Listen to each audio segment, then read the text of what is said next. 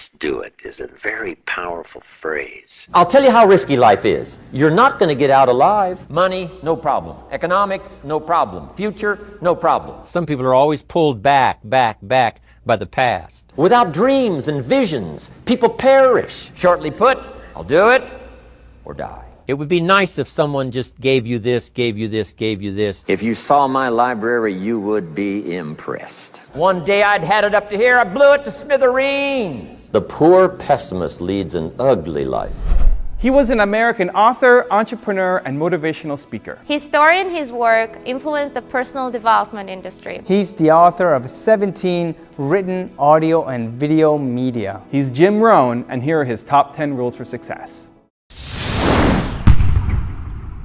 Again, it comes from a Bible phrase that says, if two or three agree on a common purpose, nothing is impossible. So by yourself, sometimes it's really tough. But if you can get somebody to join you and say, come on, let's do this. Let's do it is a very powerful phrase. You rarely hear someone say, I'm going to go conquer the world. But you could hear the phrase, let's go conquer the world. Let's be best in our industry. Let's be number one. The power of let's. So I learned the value of that. All of my entrepreneurial projects are, not just myself, but 2, 3, 4 getting together to accomplish something unique. Here's the next attitude disease. Over-caution. Some people never will have much. They're too cautious. Now, you can also be too reckless, but you can also be too cautious. This is called the timid approach to life. And my caution was always the risk. Risk used to drive me right up the wall. I used to say, what if this happens? It's called the language of the poor. What if this happens? And on top of that, if this was to happen, look at the fix I'd be in. I better not try. I could always ace myself out. Then I'll tell you what changed my whole life when I finally discovered it's all risky.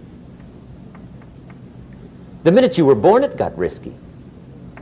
If you think trying is risky, wait till they hand you the bill for not trying.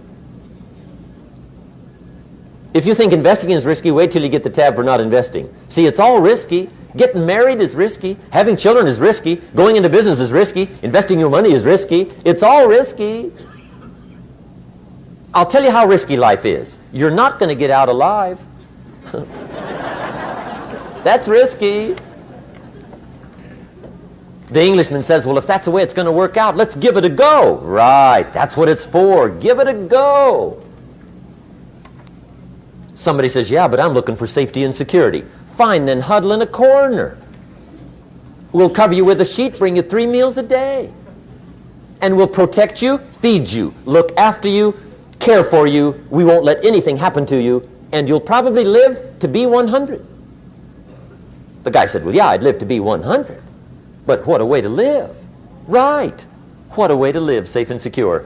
Don't ask for security. Ask for adventure. Better to live 30 years full of adventure than 100 years safe in the corner. And see, it's not important how long you live. What's important is how you live. Now let me give you the secret. Shoaff said, here's the secret, Mr. Rohn. Learn to work harder on yourself than you do on your job. Once I got that, it turned my life around. Learn to work harder on yourself than you do on your job.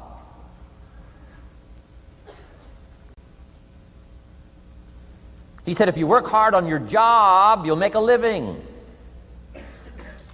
If you work hard on yourself, you can make a fortune.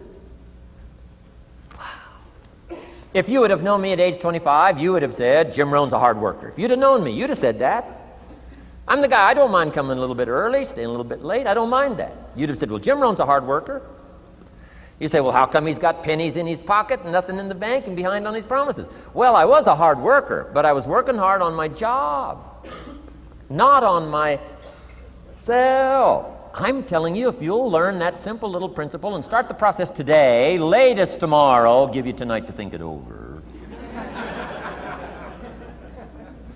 And start this whole process of personal development. Work on yourself. Make yourself more valuable to the marketplace. I'm telling you, you can so dynamically change your income, and economics is the least of the values that you can start earning in terms of equity if you'll start working harder on yourself than you do on your job. Work hard on yourself and develop the skills. Work hard on yourself and develop the graces.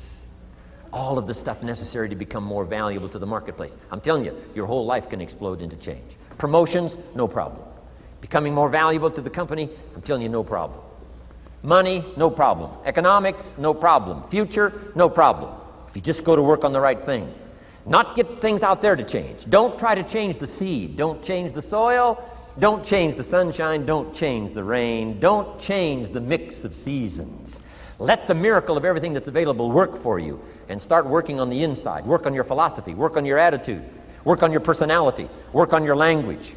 Work on the gift of communication. Work on all of your abilities. And if you'll start making those personal changes, I'm telling you, everything will change for you. A person who has purpose in their life, they have something to go for, some meaning. One writer described it, for some people it becomes a magnificent obsession. And for you and I, maybe it doesn't need to be that dramatic as a magnificent obsession. But it has to be something that does something to us, something that pulls us, especially into the future. You know, there are many influences on us. One is the influence of the past. Some people are always pulled back by the past. Some people are always pulled aside by the distractions. But here's what's powerful. If you have a list of high purpose in your life, it pulls you toward the future. And the more powerful the purpose is, the stronger it pulls. And here's the other great advantage if you have purpose for the future. It pulls you through all kinds of challenges and all kinds of difficulties. If you don't have these strong purposes for the future, it's easy to get swallowed by a bad day. It's easy to be almost annihilated by a poor month. And it's easy sometimes to almost disappear beneath the waves of a year that goes backwards if you don't have something to pull you beyond that year. So if you want something to pull you through all kinds of challenges, all kinds of difficulties and things that come at you, you got to have something on out there, beyond today, beyond next week, beyond next month, beyond this year, that pulls you into the future. And the clearer it is, the stronger it pulls. The more dynamic it is, the more it affects your life, your spirit, your heart, your soul. It also creates imagination. It gets your mind working on how to achieve that purpose. And if your mind will work, and if your heart works, and if your spirit works, and if you have good input, like good ideas, I'm telling you, there isn't anything you can't accomplish. So that's one of the great powers that'll make a variable of you, and that is purpose. You've got to keep dreaming. Ronald Reagan, president, said to the joint session of Congress a few weeks ago, "The Republic is a dream. And if we don't keep dreaming, we will lose the Republic." Your better future is a dream for yourself and for your family. Where do you want to go? What do you want to do? What do you want to be? What do you want to see? You've got to dream dreams. There's a Bible phrase that says, without dreams and visions, people perish. You've got to have something to go for that inspires the heart and the soul.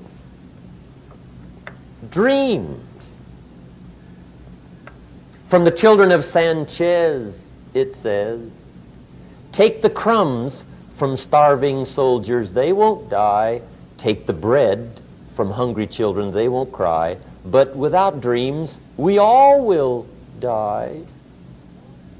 You've got to dream. Don't lose your dreams for yourself, for your future, for your family. The dreams of love and enterprise and travel and doing things, becoming something unique on your journey here. Don't lose your dreams. Do some dreaming. Resolve. Resolve says, I will. Two of the most powerful words in the language. Benjamin Disraeli said, nothing can resist a human will that will stake its existence on its purpose. Shortly put, I'll do it or die. Best definition of resolve I got from a little junior high girl, Foster City, California. I'm going through some words one day. I got to this one and I asked the kids, who can tell me what resolve means? Some didn't know, some tried. Interesting. The last one was the best. Little girl about 3 rows back, she said, I think I know, Mr. Rohn. I said, what? She said, I think resolve means promising yourself you will never give up. I said, that's the best I've ever heard. She's probably giving seminars somewhere today, right? I mean, that's the best I've heard. I asked the kids, how long should a baby try to learn how to walk? How long would you give your average baby? Before you say, hey, enough's enough. No. Any mother in the world would say, you're crazy. My baby is going to keep trying what? Until. What a magic word. I want you to write it down. Until. Promise yourself you'll read the books until your skills change. You'll go to seminars until you get a handle on it. You'll listen to it until it makes sense. You'll go for it until you understand it. You'll practice it until you develop the skill. Never give up until, however long that is. Step by step, piece by piece, book by book, word by word, apple by apple. Walk around the block, walk around the block. Go for it. Don't miss the chance to grow. And resolve that you'll pay the price until you learn, change, grow, become. Then you'll discover some of life's best treasures when you pay that price. There's great power in self-reliance. Self-reliance means you simply look mostly to yourself. It would be nice if someone just gave you this, gave you this, gave you this. It would be nice if everyone did their job exactly as they're supposed to do it. But here's what you've got to do. Primarily rely on yourself. Primarily say, I'm the person responsible. And I will learn the necessary skills so that I can help people learn their skills. If I need lots of people to do certain things to build my organization, that is what I must have. But I've got to be the final backstop. I've got to be the final one that people can rely on. So that if this is missed and this is missed, I can catch up. I can fill the gap. I can do the job. We have to do it when we conduct meetings. We have to do it when we conduct training. We have to do it when we're in a class of just a few. What someone might have missed, we're there to fill in. Self-reliance. Primarily, we're learning to count on yourself. So that you can do this, never complain and never explain. Your philosophy comes from what you learn, comes from what you know, comes from other people's experiences. 3 ways now to learn from other people. Here's number 1, learn from what you see. One of the great watchwords of these early years of the 21st century, pay attention. If you just watch, you can pick up clues. Success leaves clues. And if you'll be a better observer of the winners and the losers, those that are doing well and those that are falling behind, and just take mental notes and good notes and say, I'm going to adjust what I'm doing based on what I see. Here's number 2. We learn so much from other people based on what we hear. Here's good advice on that. Be a selective listener. Listen to voices of value that have experience, ideas, reputation, something valuable to share. Now here's number 3. Read all the books. Now there's millions of books, so you can't read all the books. But make this note.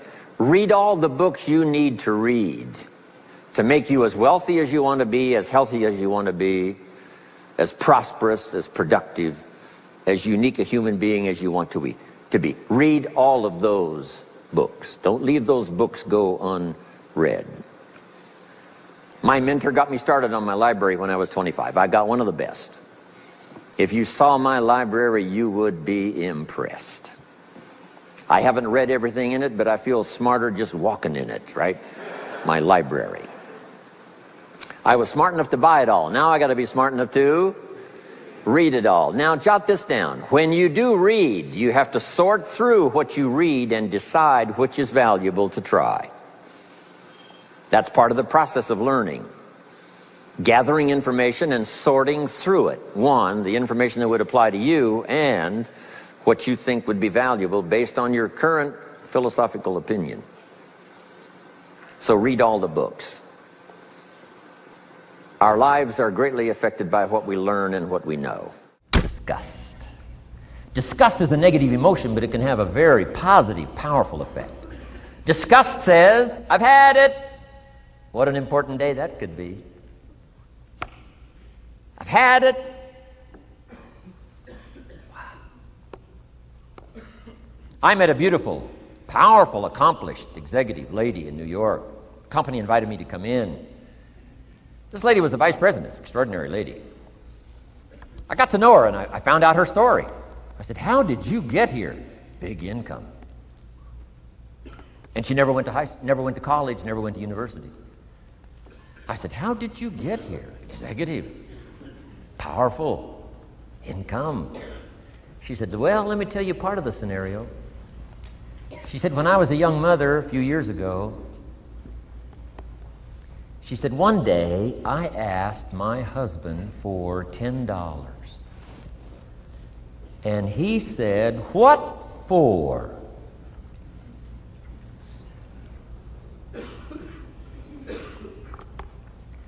She said, before that day was over, I decided I would never, ever ask again. She said, I started studying opportunity, found it, took the classes, put myself through the schools, did the scenario. Now I'm vice president. I make a lot of money. And she said, I kept my promise. I've never, ever had to ask again. It's called a life-changing day. The day you say, enough is enough. Now, if you can add an act to your disgust, it helps. A man takes a shotgun to his car, blows out every window, destroys every tire, puts 100 rounds in it, and says, I've driven this embarrassing thing for the last time. And then he saves it. He saves it. And later when somebody says, how did you become rich and powerful? He says, let me show you this car. One day I'd had it up to here, I blew it to smithereens. Enough is enough. Powerful. Pessimism, the deadly disease of always looking on the bad side, the problem side, the difficult side, checking all the reasons why it can't be done. The poor pessimist leads an ugly life. He doesn't try to figure out what's right. He tries to figure out what's wrong. He doesn't look for virtue. He looks for faults. And when he finds them, he's delighted. How ugly. This is the poor guy who looks through the window, doesn't see the sunset. He sees the specks on the window.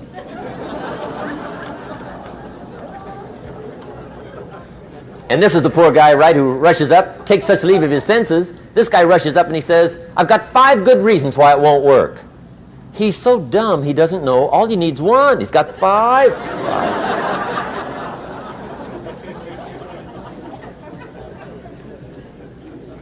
To the pessimist, the glass is always half empty. To the optimist, the glass is half full. Why would the same measure affect people 2 different ways? Answer, it all depends on how you look at it. Our lives are mostly affected by the way we think things are, not the way they are. The way we think they are affects us most. There's a subject we don't have time to get into tonight called better thinking habits.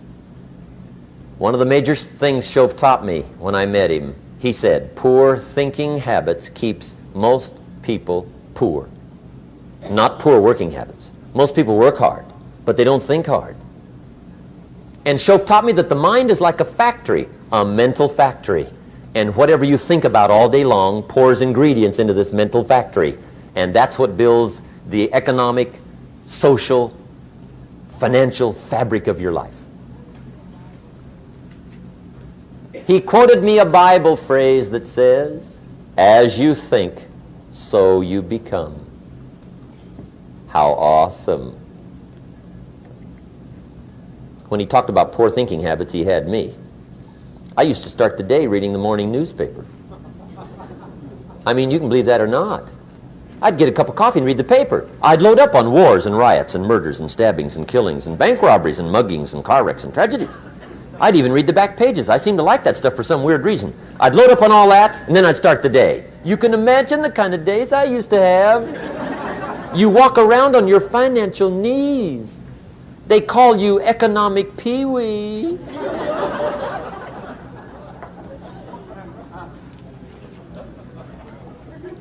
The guy says, I want to be a great leader. Wonderful. The first thing we do is follow him to his house. When we get there, we walk in and check his library, number one. Somebody says, well, why check his library? The reason is because what a man reads pours massive ingredients into his mental factory, and the fabric of his life is built from those ingredients. You would not believe what some people have got in their house to read. You would not believe.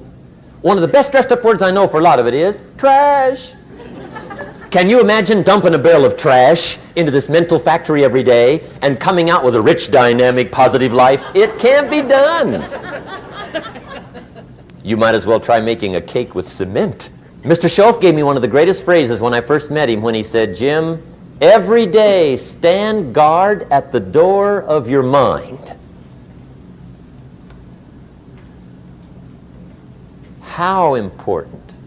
Stand guard at the door of your mind. And you decide what goes into your mental factory. Don't let anybody just dump anything they want to in your mental factory, because you've got to live with the results.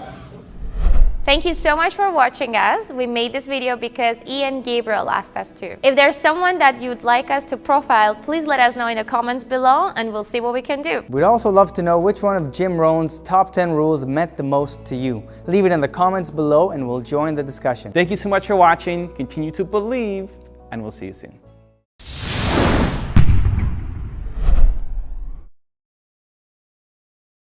And one of the most important aspects of that for me was learning how to set goals. Right. My mentor one day said to me, Mr. Rohn, let me see your current list of goals and let's go over and talk about it. He said, I've got some experience. I'm sure I can help you. And I said, I don't have a list. He said, really? He said, I can tell you right now, if you don't have a list of your goals, I can guess your bank balance within a few $100s. Wow. Which he did. Wow. And that got me thinking. I said, do you mean my bank balance would change if I had a list of goals? He said, drastically. That was the day I learned how to set goals. Okay. Decide what you want. You know, write them all down. Who do you want to meet? Make that list. The books you want to read, make that list. The places you want to go, make that list. The experiences you want to have, make that list. Education for your family, make that list. So I started making all these lists.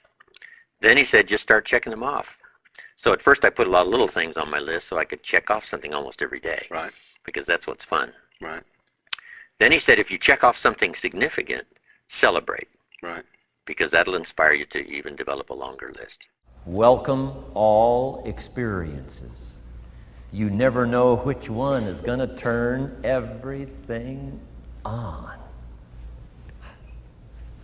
Don't put up the walls. The same wall that keeps out disappointment keeps out happiness. Take down the walls. Go for the experience. Let it teach you. Learn to measure progress. Once you've set up a project now, you want to turn nothing into something. Now you must measure your progress. How are you doing? Here's how we teach it to our children. Life expects us to make measurable progress in reasonable time. Measurable progress in reasonable time. That is the game of life. So part of it is not just to set up the proposed project, but as we start working on it, we start measuring how we're doing. Now first, what is reasonable time? You can't ask someone every 5 minutes, how are you doing now? See, that's too soon. Guy says, I haven't left the building yet. Give me a break. Now we can't wait 5 years. That's too long. So there's reasonable time. So make this note now. What is reasonable time? 1, at the end of the day.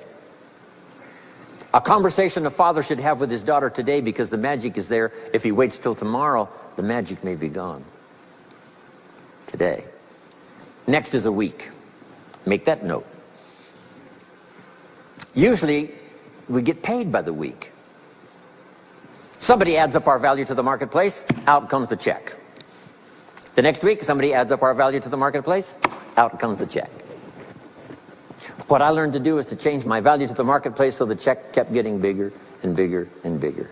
I didn't have to change the economy, I only had to change myself. Measure your own progress. Success is a numbers game. We demanded of our children, how many years do you want your child to spend in 4th grade? Approximately.